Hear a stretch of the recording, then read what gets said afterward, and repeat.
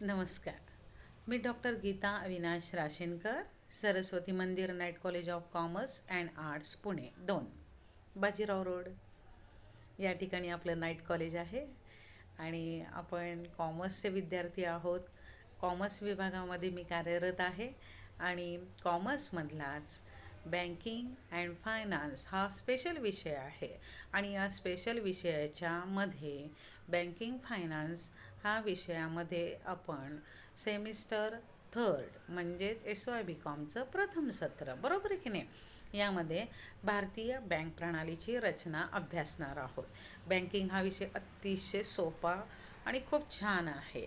आणि बँकिंग हे आहे म्हणून आपली संपूर्ण आर्थिक घडी अतिशय उत्तम चालताना दिसते. आणि याचीच माहिती आपल्याला बँकिंग अँड फायनान्स या विषयामधनं मिळावी म्हणून आपण या ठिकाणी या व्याख्यानामध्ये भेटत आहोत. आणि या व्याख्यानामध्ये आपण विद्यार्थ्यांनो आज भारतीय बँक प्रणालीची रचना अभ्यासणार आहोत. त्याही आधी भारतीय बँक प्रणालीची उत्क्रांती कशी झाली आहे हे बघणार आहोत. भारतीय बँक प्रणालीची रचना हा दुसरं व्याख्यान असणार आहे, म्हणजेच पहिल्या प्रकरणातलाच तो भाग आहे. परंतु पहिल्यांदा आधी बँक प्रणालीची उत्क्रांती जो भाग तुम्ही FYBCOMला भारतीय बँक प्रणालीची उत्क्रांतीमध्ये अभ्यासलेला आहे, पुन्हा या वेळेला आपण भारतीय बँक प्रणालीची उत्क्रांती अभ्यासू. आता विद्यार्थी मित्रांनो, या व्याख्यानाचा नेमका उद्देश काय आहे? या व्याख्यानाचा उद्देश आहे भारतीय बँक प्रणालीची उत्क्रांती कशी झाली. बँक, बँको, बँकर्स या शब्दावरनं बँक हा शब्द कसा आलेला आहे. मग हा शब्दानंतर स्वातंत्र्यपूर्व काळामध्ये भारतातील बँक व्यवसायाची रचना कशी होती, स्वातंत्र्यप्राप्तीनंतर बँक प्रणालीची रचना कशी झाली, आणि यामध्ये कोणकोणते घटक समाविष्ट आहेत, कोणकोणते कायदे झाले, कोणते बदल झाले, याचा अभ्यास आपल्याला या व्याख्यानात करायचा आहे. आणि जो महत्त्वाचा आहे, करोनामुळं आपण ऑफलाईन पद्धतीने कॉलेजमध्ये वर्गामध्ये भेटू शकत नाही आहे, म्हणून ऑनलाईन पद्धतीने आपण हे व्याख्यान घेत आहोत. आणि तुम्ही या ठिकाणी या व्याख्यानाच्या माध्यमातूनच अभ्यास करणार आहे. तुम्हाला स्टडी मटेरियल पण मिळावं, व्याख्यान पण मिळावं, म्हणून या ऑनलाईन पद्धतीने PPT स्लाईडच्या माध्यमातून व्याख्यान आणि स्टडी मटेरियल हे दोन्ही उपलब्ध करून देत आहे. चला आपण बघूया भारतीय बँक प्रणालीची उत्क्रांती कशी झाली. विद्यार्थी मित्रांनो, की तुम्ही जर बघितलं की आजची जी अर्थव्यवस्था आहे, ही अर्थव्यवस्था ही संपूर्ण पैशाभोवती केंद्रित झालेली आहे. आणि बँक प्रणाली या पैशाचा केंद्रबिंदू आहे. आणि संपूर्ण अर्थव्यवस्था या बिंदूभोवती फिरताना आपल्याला दिसून येते. म्हणजेच या ठिकाणी अर्थव्यवस्थेमध्ये असणारे उद्योग, व्यापार, व्यवसाय, आणखीन जेवढे म्हणून आर्थिक घटक असतात, सामाजिक घटक असतात, या सगळ्यांच्यासाठी बँका या अत्यंत महत्त्वाचा भाग आहेत. मग असा या बँका ज्या आहेत, या बँक या शब्दाची उत्पत्ती कशी झालेली आहे, बँक हा शब्द नेमका कसा आलेला आहे. भारतामध्ये आज आपल्याला जी प्रगत बँक प्रणाली दिसते, पूर्वीच्या काळी अशीच बँक प्रणाली अस्तित्वात होती का? तर उत्तर नक्कीच काय आहे, नाही. आपल्या भारतामध्ये अशी बँक प्रणाली प्रगत नव्हती. म्हणजे याचा अर्थ कर्ज देण्याचे व्यवहार होतच नव्हते का? होते. आपल्या भारतामध्ये अतिशय सुंदर पद्धती कर्ज देण्याघेण्याची होती. म्हणजेच आपल्या इतिहासामध्ये राजे, रजवाडे, नरेश, संस्थानिक यांना कोट्यावधी रुपयांच्या कर्ज देण्याघेण्याचा व्यवहार कोण करत होते? सावकार, सराफी पेढ्या करत होते. म्हणजे सावकार किती श्रीमंत होते याचा तुम्हाला अंदाज येईल की ज्या सावकारांनी इतिहासामध्ये जर उल्लेख बघितला, टिपू सुलतान, हैदर, पेशवे यासारख्यांना मोठ्या प्रमाणामध्ये कर्ज दिलेली आहेत. म्हणजेच राजे म्हणजे पेशवे पुण्यामधले यांना आवश्यक असणारा कर्ज पुरवठा जर सावकारांनी केला तर सावकार किती राजापेक्षा श्रीमंत असेल याचा विचार करा. अर्थात हे मी तुम्हाला समजण्यासाठी दिलेलं आहे. म्हणजेच आपल्या भारतामध्ये सावकार आणि सराफी पेढ्यांच्या मार्फत कर्ज देण्याघेण्याचे व्यवहार होत होते. आज तुम्ही ज्या बँका बघता ही प्रगत अवस्था आहे. म्हणूनच आपल्याला भारतामध्ये स्वातंत्र्यप्राप्तीपूर्वी आणि स्वातंत्र्यप्राप्तीनंतर कशा पद्धतीच्या बँका होत्या हे अभ्यासायचं आहे. आणि मुळामध्ये बँक हा शब्द कसा आला हे आपल्याला बघायचं आहे. आता या ठिकाणी बघा, बँक, बँको, बँकर्स म्हणजे BANCO, बँको, BANQUE, बँक हे शब्द आहेत ना. आपण कुठला बँकेचा शब्द बघतो, BANK, परंतु BANCH, बेंच, त्याच्यानंतर BANCUS, बँकर्स म्हणजे बँक, बँको, बँकर्स या इटालियन शब्दापासून बँक हा शब्द आला असावा असं मानलं जातं. आता हे असं का मानलं जातं हेही आपल्याला बघणं आवश्यक आहे. कारण का इटालियन शब्द हे जे आहेत याचा अर्थ होतो बसण्याचा बाक. अशा बसण्याच्या बाकावर बसून कर्ज देण्या घेण्याचा व्यवसाय केला जात असे आणि मोठ्या प्रमाणात पैशाची गरज भासत असते. कारण कर्ज देणं घेणं ही काही छोट्याशा पैशामधनं होत नाही आणि अशा बाकावर बसून कर्ज देण्या घेण्याचा व्यवसाय केला जात असे. म्हणून तेव्हा त्या शब्दावरनं बाक हा शब्द म्हणजेच बँक हा शब्द आला असावा असं म्हटलं जातं. आता इटलीतील लोंबार्डी प्रांतातील ज्यू लोक लाकडी बाकावर बसून कर्ज देण्या घेण्याचा व्यवसाय करत असत. हे ज्यू लोक जे होते हे कर्ज देणं घेणं करत असत. समजा कर्ज देणं घेणं किंवा कर्जा पैसे देणं हे त्यांना जमलं नाही तर त्या लाकडी बाकाची मोडतोड केली जात असे आणि दिवाळं पिटलं जात असे आणि त्यावरनं बँक इरप्ट, त्याच्यावरनं आज आपण म्हणतो दिवाळखोर, बँकरप्ट हा शब्द आला असावा असं म्हटलं जातं. आता भारतीय बँकिंग नियंत्रण कायदा 1949 नुसार बँकिंग व्यवसाय करणाऱ्या संस्था कर्ज देण्या घेण्याकरता किंवा भांडवल म्हणून गुंतवण्याकरता लोकांकडनं काय करतात, ठेवी स्वीकारतात आणि त्यांनी मागणी करता क्षणी काय करत असतात, त्यांचा पैसा त्यांना परत करत असतात आणि तो पैसा परत करण्यासाठी आदेशपत्र, चेक, ड्राफ्ट या अशा प्रकारच्या सोयी पुरवत असतात आणि अशा सोयी पुरवठा करणारी जी संस्था असेल तिला आपण बँक म्हणलं जातं. म्हणजे ठेवी स्वीकारणे, कर्ज देण्या घेण्याचा व्यवसाय करणाऱ्या संस्थेला बँक म्हणलं जातं असं ढोबळमानाने आपण म्हणू शकतो. आणि बँक, बँको, बँकर्स या शब्दावरनं बँक हा शब्द आला असावा असं म्हणलं जातं. आता या ठिकाणी इटालियन शब्द जो आहे त्या शब्द त्याचे अर्थ हे आपण बघितले आणि त्याचा अभ्यासही केला. परंतु या ठिकाणी भारतातील बँक व्यवसायाची उत्क्रांती आणि बँक व्यवसायाचं जे काही पद्धती आहे त्याचा अभ्यास करताना सावकार आणि सराफी पेढ्यांना विसरून चालणार नाही आहे. त्याचबरोबर आणखीन 2 शब्द पण तुम्हाला महत्त्वाचे जाता जाता सांगते की माउंट आणि मॉन्टे हे जे शब्द आहेत, माउंट म्हणजे ढीगभर पैसा, मॉन्टे याचा अर्थ देखील काय आहे की ढीगभर पैसा. म्हणजे मॉन्टे या इटालियन शब्दाचा अर्थ पैशाची रास असा होतो. च्या काही भागावरती जर्मनीची सत्ता असल्यामुळं बरेच इटालियन भाषेवरती जर्मन भाषेचा प्रभाव होता. आता बघा भारतावरही ब्रिटिशांनी राज्य केलं. आज आपण इंग्रजी माध्यमाचा जास्त वापर करतो. म्हणजे आपली मायबोली कोणती आहे, मराठी. या मराठीवरती मराठी भाषा वापरत असताना इंग्रजी भाषेचा वापर झाला. मग आपण बरेचसे इंग्रजी शब्द वापरू लागलो. तसंच या ठिकाणी इटलीवरती जर्मनीची सत्ता असल्यामुळं जर्मन शब्दांचा वापर जास्त होत होता आणि इटलीमध्ये मॉन्टेऐवजी या ठिकाणी BANCH हा शब्द सर्रास वापरला जात होता आणि त्यावरनं BANCO असं लिखाण करताना मात्र असं केलं जात होतं. म्हणजे अपभ्रंश होत होत कसा शब्द बदलला जातो की BANCH ऐवजी BANCO हा शब्द लिहायला लागला. आणि त्याचबरोबर फ्रेंच भाषा BANK, बँक यामधनं आज आपण बघतो BANK, त्यामधनं BANKE हा शब्द काढला तर BANK हा शब्द आज आपण सर्रास वापरताना दिसतो. म्हणजे इटालियन शब्द, जर्मन शब्द, फ्रेंच शब्द, हे इंग्लिश शब्द या सगळ्यांच्या अपभ्रंशामधनं आणि सरावामधनं वापरण्यात येणाऱ्या शब्दामधनं म्हणजे BANK हो की नाही. बँक हा शब्द आला आहे.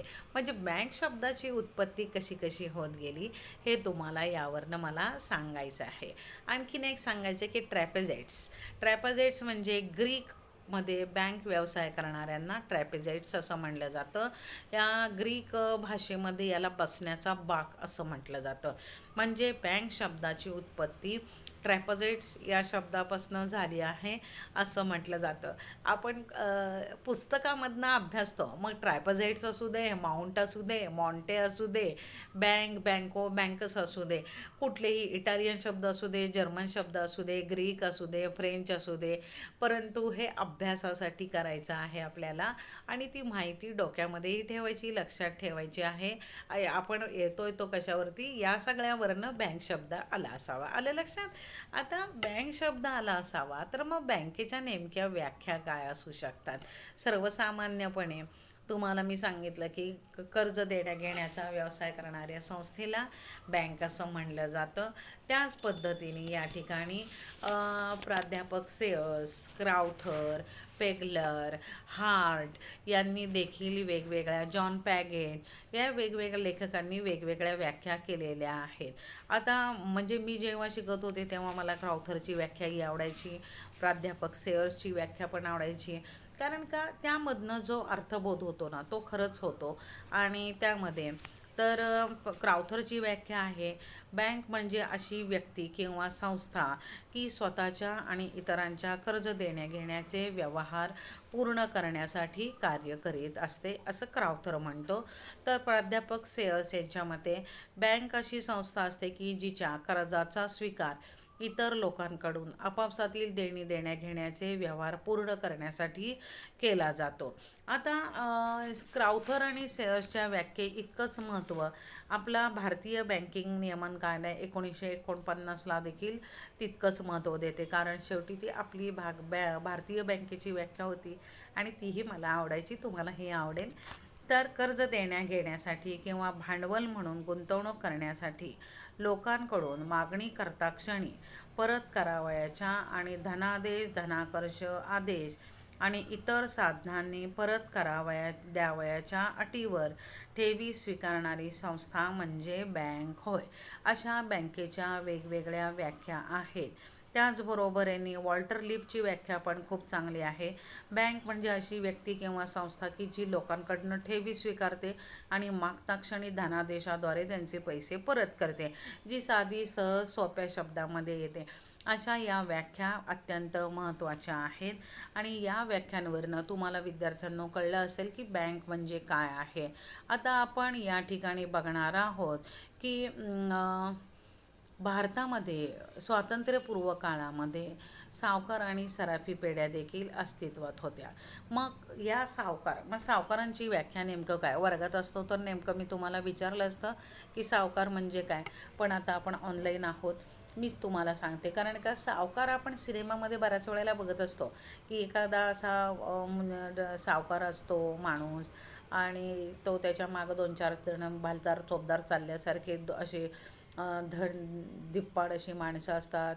मग वसुली करत असतो, त्याच्या हातात बरोबर एक मुनीम असतो, तो चोपडीमध्ये हिशोब लिहिलेले असतात. असं आपण एकंदर रूप तुम्ही सावकारांचं बघितलं आहे. परंतु नेमकं ते शब्दामध्ये मांडता आलं पाहिजे विद्यार्थ्यांना. मग सावकार म्हणजे काय, जी व्यक्ती किंवा खाजगी संस्था कर्ज देते परंतु सहसा ठेवी स्वीकारत नाही किंवा हुंडीचे व्यवहार करत नाही, अशा व्यक्तीला सावकार असं म्हटलं जातं.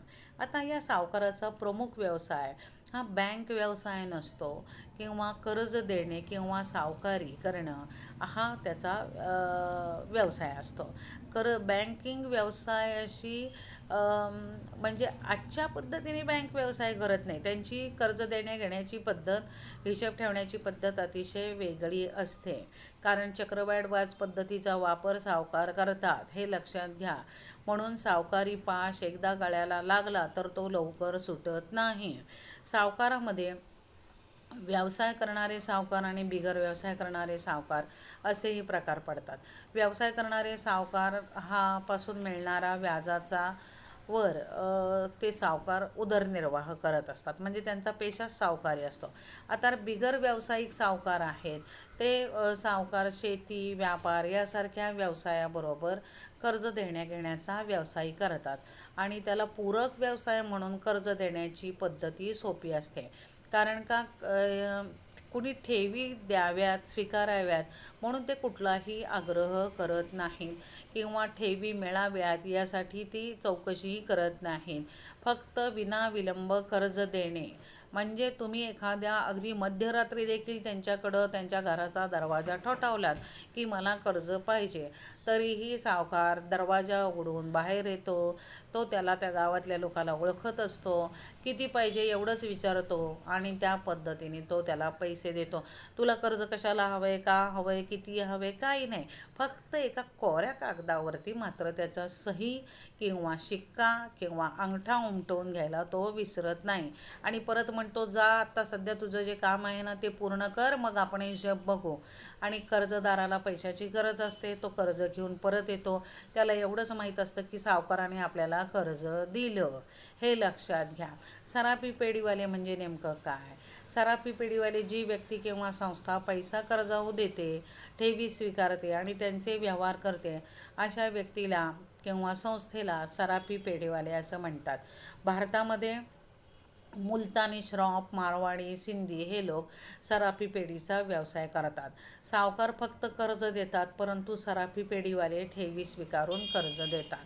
आता त्यांचे व्यवहार करणं ही सर्व कार्य करत असतात आणि त्यांना यासाठी त्यांना एतद्देशीय बँक असं म्हटलं जातं.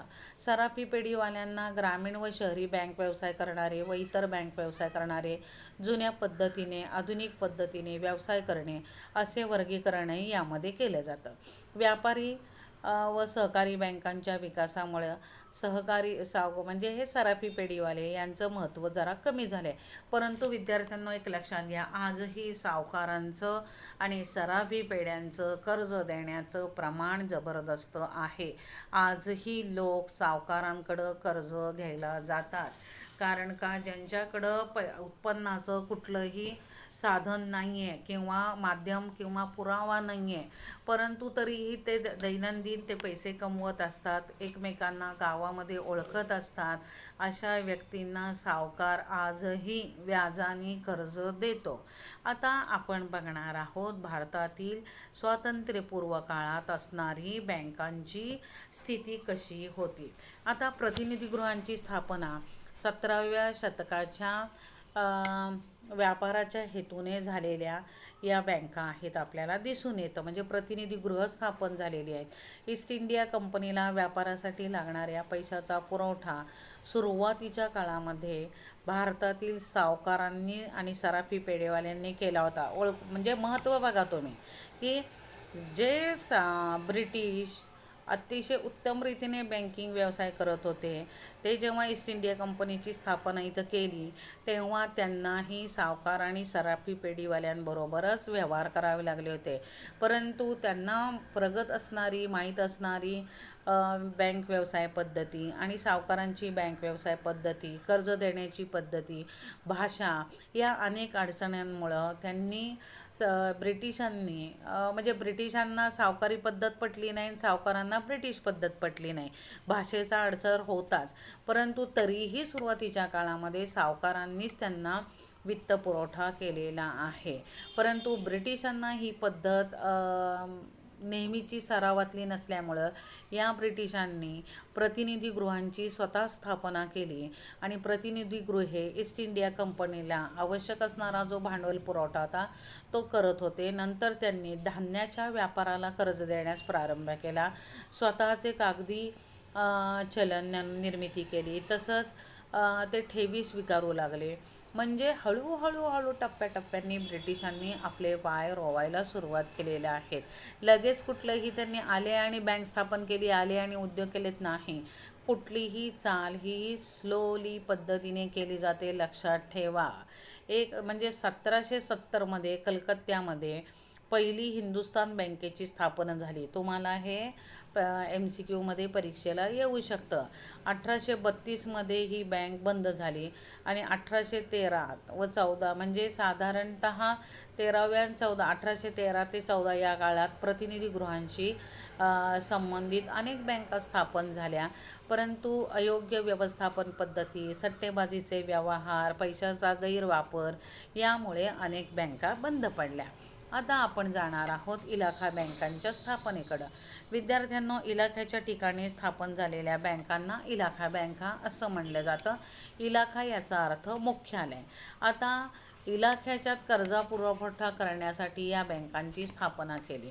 म्हणजे bank of Bengal, bank of Madras, bank of Bombay या 3 इलाखा बँका होत्या आणि या 3ही इलाखा बँकांची स्थापना 1806मध्ये बँक ऑफ बेंगॉल ही पहिली इलाखा बँक स्थापन केली. तिला चलन निर्मितीचा अधिकार दिलेला होता. 1839मध्ये शाखा काढण्याचा अधिकार देण्यात आला. 1840मध्ये बँक ऑफ बॉम्बे तर 1843मध्ये बँक ऑफ मद्रास या 2 इलाखा बँका स्थापन झाल्या. म्हणजेच 1806, 1840, 1843 या काळामध्ये 3 इलाखा बँका स्थापन झाल्या. ईस्ट इंडिया कंपनी व युरोपीय लोकांनी भांडवलाचा पुरवठा या बँकांना केलेला होता, म्हणून सरकारी बँक म्हणून कार्य करण्यास त्यांना परवानगी मिळाली होती. परंतु 1862मध्ये बँकांचा चलन निर्मितीचा अधिकार काढून घेण्यात आला. बँक ऑफ बॉम्बेचे भांडवल 50 लाख रुपये तर बँक ऑफ मद्रासचे भांडवल 30 लाख रुपये. या दोन्ही बँकांना ईस्ट इंडिया कंपनीने भांडवल पुरवलेलं होतं. म्हणजे भांडवल पुरवलं ते कशाच्या उद्देशाने, की व्यवस्थापनामध्ये सहभाग राहावा आणि बँकांवरती नियंत्रण राहावं यासाठी त्यांनी हे भांडवल पुरवलेलं होतं. या बँकांचं व्यवस्थापन अतिशय कार्यक्षमपणे होतं. 1862पर्यंत या बँकांना कागदी चलन निर्मिती करण्याचा अधिकार दिलेला होता. 1860मध्ये मर्यादित जबाबदारीच्या तत्त्वावरती कायद्याने मान्यता मिळाल्यामुळे अनेक बँका स्थापन झाल्या आणि 1865मध्ये इलाहाबाद बँक ही स्थापन करण्यात आलेली दिसते. 1868मध्ये मोठ्या प्रमाणामध्ये बँकांना तोटा झाल्यामुळे बँक ऑफ बॉम्बे बंद करण्यात आली. बँक ऑफ बॉम्बेच्या अपयशानंतर सरकारने उर्वरित 2 बँकांमध्ये असणारे जे काही भांडवल गुंतवलेलं होतं ते भांडवल काढून घेतलं. यामुळे बँक ऑफ बेंगॉल आणि bank of Madras, bank of Bombay या 3ही बँकांचं एकत्रीकरण करून इम्पिरियल बँक ऑफ इंडियामध्ये रूपांतर करण्यात आलं. यानंतर याच इम्पिरियल बँकेचं रूपांतर 1955मध्ये स्टेट बँक ऑफ इंडियामध्ये करण्यात आलेलं आहे. स्टेट बँक ऑफ इंडिया ही भारतातली एक मोठी व्यापारी बँक आहे आणि या बँकेला जवळजवळ 92% भांडवल पुरवलेलं होतं आणि उर्वरित 8% भांडवल खाजगी व्यक्तीने दिलेलं होतं. आता ही इम्पिरियल बँक ऑफ इंडिया जी आहे हिची स्थापना आपण बघितली, परंतु Imperial bank of India, bank of Bengal, bank of Madras, bank of Bombay या 3ही बँकांचं एकत्रीकरण करून या ठिकाणी स्टेट बँक ऑफ इंडिया स्थापन केली. एकत्रीकरणाच्या वेळेला या 3ही बँकांचा मिळून 70 शाखा होत्या बघा आणि 3 बँकांचे 75 कोटी रुपयांचं वसूल भांडवल होतं आणि 3ही बँकांचा 50 कोटी रुपयांचा राखीव निधी होता. तर खाजगी ठेवी 78 कोटी रुपयाच्या होत्या.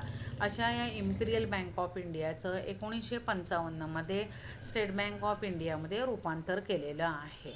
आता स्टेट बँक ऑफ इंडियानंतर आपण रिझर्व्ह बँक ऑफ इंडिया बघणार आहोत. 1913 म्हणजे च्या काळामध्ये कोणत्याही प्रकारच्या नियमाअभावी वेळेवर सहाय्य न मिळाल्यामुळे अनेक बँका अपयशी ठरल्या होत्या, त्यामुळं बंद पडल्या. लोकांच्या मनामध्ये बँकांबद्दल भीती निर्माण झालेली होती.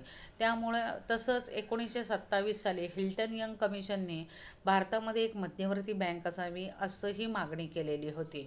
1930मध्ये मध्यवर्ती कायदे मंडळात मध्यवर्ती बँकेच्या स्थापनेचा मसुदा तयार केला गेला होता, मांडला गेला. 1934मध्ये रिझर्व्ह बँक ॲक्ट मंजूर केला गेला आणि या ॲक्टनुसार 1 एप्रिल 1935ला रिझर्व्ह बँकेची स्थापना झाली आणि ती भारताची मध्यवर्ती बँक आहे. आणि मध्यवर्ती बँक असल्यामुळं 1949च्या कायद्याने तिला चलन निर्मिती करणे, बँकांची बँक, सरकारची बँक, परकीय चलनाची संरक्षक, पतनियंत्रण करणे असे अधिकार दिलेले आहेत. आता हे आपण स्वातंत्र्य प्राप्तीनंतर बँक व्यवसायाची उत्क्रांती ही कशी होत गेली, म्हणजे बँका कशा डेव्हलप होत गेल्या हे आपण या ठिकाणी बघणार आहोत. स्वातंत्र्यप्राप्तीनंतर 1 जानेवारी 1949ला रिझर्व्ह बँक ऑफ इंडिया राष्ट्रीयकरण करून तिच्यावरती केंद्र सरकारची मालकी प्रस्थापित करण्यात आली. बँक व्यवसाय नियमन कायदा 1949 मंजूर करून रिझर्व्ह बँकेला या कायद्यानुसार अनेक विशेष अधिकार दिले.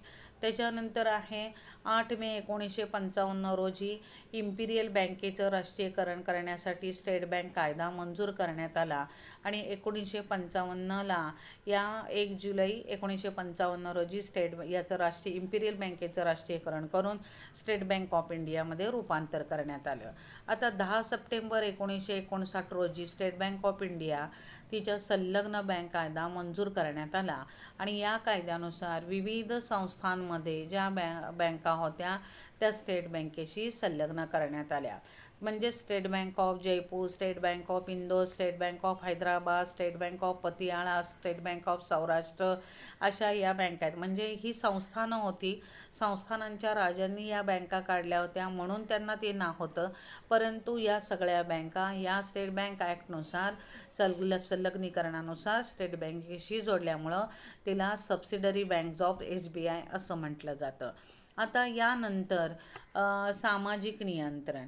सामाजिक व आर्थिक उद्दिष्टे साध्य करण्यासाठी 14 डिसेंबर 1967 रोजी व्यापारी बँकांवर सामाजिक नियंत्रण करण्यासाठी केंद्र सरकारने नियंत्रण केलं आणि निर्णय घेतला. 19 जुलै 1969 रोजी 50 कोटी रुपयापेक्षा ज्या बँकांच्या ठेवी जास्त होत्या अशा 14 व्यापारी बँकांचं राष्ट्रीयकरण केलं. तर ज्या 15 एप्रिल 1980 रोजी 200 कोटी रुपयापेक्षा जास्त ठेवी असणाऱ्या 6 व्यापारी बँकांचं राष्ट्रीयकरण केलं आणि या सगळ्या बँकांना सार्वजनिक क्षेत्रामध्ये आणलं गेलं. 2 ऑक्टोबर 1975 रोजी प्रादेशिक ग्रामीण बँक स्थापन झालेल्या दिसतात. त्यावेळेला 5 बँका स्थापन झालेल्या आहेत आणि 1982मध्ये नाबार्डची स्थापना करण्यात आलेली आहे. शेती क्षेत्राला कर्ज पुरवठा करण्यासाठी म्हणून नाबार्ड कार्य करताना दिसतं. विद्यार्थी मित्रांनो, आजच्या या व्याख्यानामध्ये आपण बँक हा शब्द कसा आला, बँक व्यवसायाची उत्क्रांती कशी झाली, सावकार सराफी पेढ्या, प्रतिनिधीगृहांची स्थापना आणि त्यानंतर स्टेट बँक, रिझर्व्ह बँक या विविध बँकांच्या स्थापना, कायदे यांची माहिती या व्याख्यानामध्ये घेतली. म्हणजे स्वातंत्र्यपूर्व आणि स्वातंत्र्यानंतर बँकांचा विकास कसा झालेला आहे आणि त्या कशा कशा डेव्हलप होत गेल्या याची माहिती या व्याख्यानातनं तुम्हाला नक्कीच समजली असेल. याचा जर व्यवस्थित अभ्यास केला तर तुम्हाला MCQ पद्धतीने येणारे सर्व प्रश्न अतिशय छान पद्धतीने सोडवता येतील आणि अशा पद्धतीने आपला हा जो व्याख्यानाचा उद्देश होता तो साध्य झालेला आहे. पुढच्या व्याख्यानामध्ये भारतीय बँक प्रणालीची रचना आपण अभ्यासणार आहोत. तत्पूर्वी मी आपल्या सगळ्यांचा निरोप घेते. कोरोनाची स्थिती आहे, सगळ्यांनी नीट काळजीपूर्वक राहा, नियमांचं पालन करा, मिळालेला वेळ अभ्यासामध्ये घालवा, छान राहा, स्वस्थ राहा, निरोगी राहा. पुन्हा भेटूया पुढच्या व्याख्यानामध्ये. धन्यवाद.